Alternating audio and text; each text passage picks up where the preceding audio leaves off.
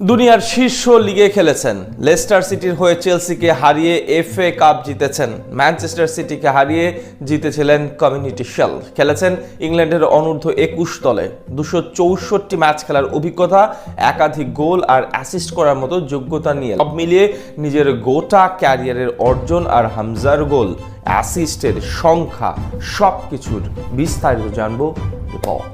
দুনিয়ার শীর্ষ football league EPL এ খেলা দক্ষিণ এশিয়ার একমাত্র ফুটবলার হামজা চৌধুরী। উপমহাদেশের সবচেয়ে দামি খেলোয়াড়টাও এখন বাংলাদেশের। জগতের সেরা সেরা তারকাদের বিপক্ষে খেলেছেন, সামনে থেকে বিশ্ব ফুটবলের পারদ প্রত্যক্ষ করেছেন, ইংল্যান্ডের মতো দলের জাতীয় পর্যায়ে খেলার অভিজ্ঞতা রয়েছে, জিতেছেন একাধিক ট্রফি। এমন অর্জন এবং যোগ্যতা নিয়ে সেই জায়গা থেকে তার লাল সবুজের জার্সি পরে মাঠে নামার স্বপ্ন শুরু হয়। তাকে খেলানোর জন্য দীর্ঘদিন ধরে চেষ্টা করেছে বাফুফে। লেস্টার শহরে জন্ম নেওয়ার পর মাত্র 7 বছর বয়সে তিনি লেস্টার একাডেমিতে যোগ দেন এবং সেখান থেকে ফুটবল ক্যারিয়ারের ওপরের দিকে উঠতে থাকেন। 2017 সালে তিনি প্রিমিয়ার লিগে অভিষেক করেন। দক্ষিণ এশিয়া থেকে প্রথম প্লেয়ার হিসেবে তিনি ইংল্যান্ডে খেলার কীর্তি অর্জন করেছেন। হামজার লেস্টার সিটির হয়ে অভিষেক হয় ইএফএল কাপের তৃতীয় রাউন্ডে লিভারপুলের বিপক্ষে। খেলার 82তম মিনিটে মাঠে নেমে দলের জয়ে অবদান রাখেন।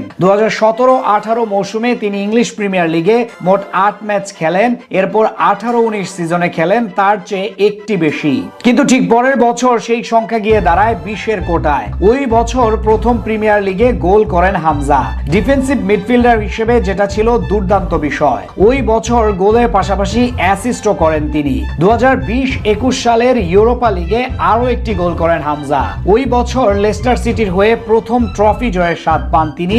চেলসির বিপক্ষে ফাইনাল খেলে জিতেন ইংল্যান্ডের অন্যতম মর্যাদার টুর্নামেন্ট এফএ কাপ। 2022-23 মৌসুমে হামজা যোগ দেন ওয়াটফোর্ড এফসিতে। সেখানে 2 মৌসুমে 37 ম্যাচ খেলে ফিরে আসেন লেস্টার সিটিতে। মাঝে 2021 সালে এবং 2022 সালে যথাক্রমে এফএ কমিউনিটি শিল্ড এবং ইএফএল চ্যাম্পিয়নশিপ জিতেন। এর আগে ইংল্যান্ডের বয়সভিত্তিক দলের হয়ে খেলে একটি শিরোপা জয়ের স্বাদ পান এই বাংলাদেশি ফুটবলার। সব মিলিয়ে ক্যারিয়ারে 264 ম্যাচ খেলে 3টি গোল এবং 8টি অ্যাসিস্ট করেছেন তিনি।